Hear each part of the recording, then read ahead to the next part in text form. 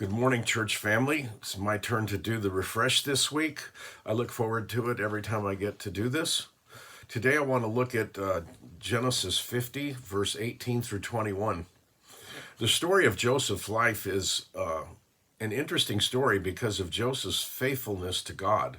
He hung in there and trusted God through all these insane trials that he went through.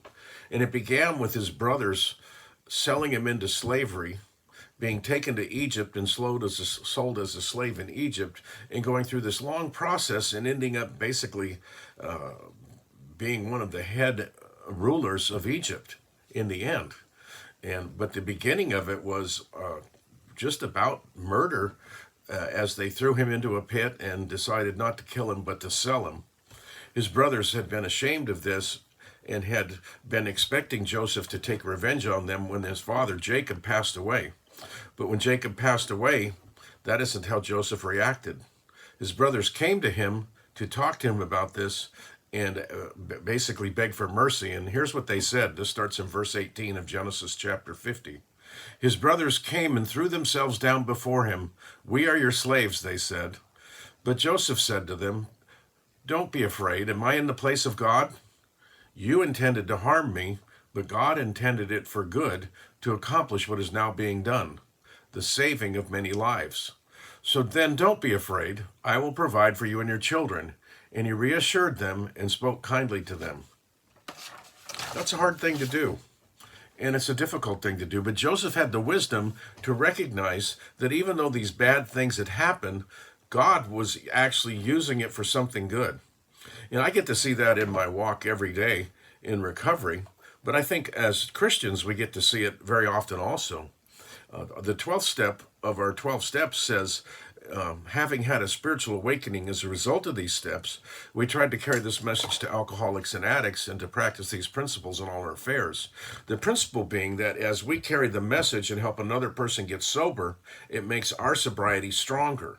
It makes our walk with God stronger, and it makes our faith in God stronger.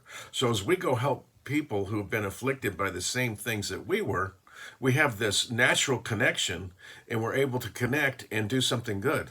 Addicts and alcoholics have been takers, taking from society, whether stealing or robbing or whatever they do, doing everything to cheat, lie, and steal to get the drugs or the alcohol or whatever we need.